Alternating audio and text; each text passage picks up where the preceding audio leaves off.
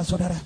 Tadi yang disampaikan oleh Habib Abdul Qadir bin Ahmad As-Segaf tentang penista agama, penting bagi para pemuda ini. Sebagai penutup ceramah saya, ambil guru yang betul-betul membawa ajaran Ahlus Sunnah wal Jamaah. Saya Nahdlatul Ulama, mulai kecil sampai wafat saya Nahdlatul Ulama. Tetapi Nahdlatul Ulama saya ikuti yang dibawa oleh Mbah Hasyim Asy'ari, saudara-saudara. Betul apa tidak? Betul. Ini saudara, jangan dikit-dikit bawa Nahdlatul Ulama, hati-hati. Anda murtad sendiri. Omongan Anda ini menyebabkan murtad. Dan yang setuju dengan omongannya Yakut, murtad massal, saudara-saudara. Amin. Hati-hati. Tidak peduli Anda siapapun, tapi Anda berani menghina Hadratullah, berani menghina azan, berani menghina Nabi Muhammad, kita siap pasang dada buat Rasulullah. Allahu Akbar. Mudah-mudahan kita semua selamat, saudara-saudara. Maaf saya voltasenya panas kalau sudah bahas ini. Mau dibanding-bandingkan dengan hal yang tidak pantas, mau ngomong saja tidak berani saya. Kata Habib Ahmad bin Soleh Bekasi, itu kalau ada omongan tidak baik, jangan mau ulang, nggak pantas saya di majelis yang mulia ini. Omongan-omongan busuk, omongan-omongan syaitan, dan jangan membawa nama-nama Nahdlatul Ulama. Nahdlatul Ulama yang kita ikuti, yang dibawa oleh Mbah Hasyim Asy'ari. Menteri yang terhormat, sebelumnya salam dari Papua Barat, salam toleransi, dan salam dari saya yang beragama Kristen Protestan. Jujur Pak, saya yang agama Kristen saja mendengar apa yang Bapak katakan sangat meresahkan bagi saya. Apalagi saudara-saudariku yang Muslim. Pak, katakan sesuatu dipikir dulu Pak. Saya di Papua, saya orang Papua. Bapak tahu kan, toleransi di Papua itu sangat besar. Dan saya 25 tahun hidup, rumah saya di pinggir masjid. Berdekatan sekali. Mereka sholat 5 waktu. Dan kadang kalau mereka sholat subuh, saya bangun sebagai alarm yang tak pernah berhenti, alarm paten seumur hidup. Bahkan sampai nanti Bapak juga mati, saya mati, dunia kiamat pun, sebelum dunia kiamat pun itu jadi alarm paten seumur hidup, sholat subuh. Jadi kalau Bapak mau katakan sesuatu, pikir dulu Pak. Di sini sebenarnya saya mau ngegas Pak, tapi saya takut keciduk. Jangan buat aturan yang aneh-aneh Pak. Kita sudah tertekan dengan banyak aturan yang ada. Jadi terakhir, Pak Jokowi yang terhormat, Bapak Presiden Republik Indonesia, nanti Pak Menterinya tolong ditegur. Kalau memang tidak mau dengar itu si Menteri, diganti aja Pak. Banyak orang pintar di Indonesia yang bisa kerja. Gitu Pak, baterai saya lemah, saya mau ngarit dulu. Salam dari Papua Barat untuk kalian semua di sana. Semoga ya Indonesia semakin membaik. Dawa'il 'azama nastami'u ila hadzal adhan.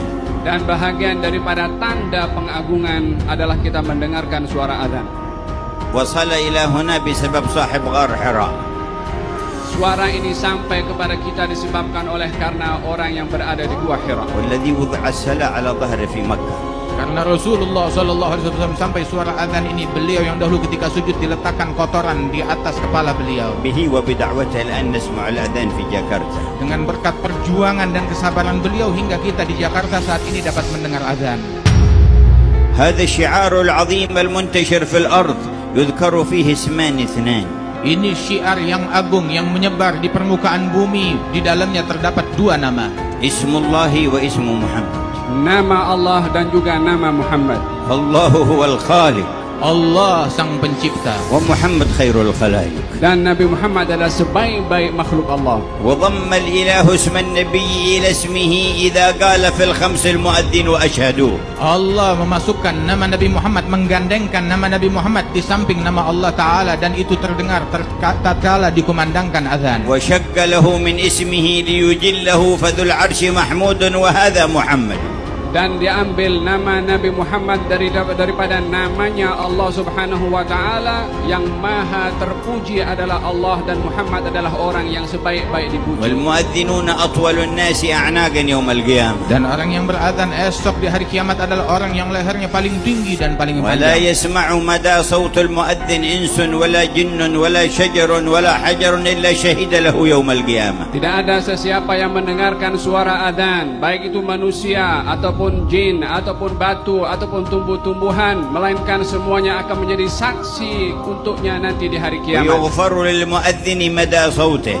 Diberikan ampunan Allah kepada orang yang muazzin sejauh suara azannya sampai. ولو يعلم الناس ما في الأذان والصف الأول ثم لم يجدوا إلا أن يستهموا عليه لاستهموه. Kalau manusia itu mengetahui kebaikan yang diberikan oleh Allah daripada menjawab adzan dan juga berada di shaf yang pertama untuk mendapatkannya, mesti berebut, maka mereka akan berebut untuk mendapatkannya. وفي الاتصال بعظمة الله تروي لنا أم المؤمنين عائشة هذا الخبر عن سيدنا رسول الله. Di dalam mempererat hubungan kita akan keagungan Allah Subhanahu wa taala, ada sebuah hadis yang diriwayatkan oleh Ummul Mukminin Siti Aisyah radhiyallahu anha.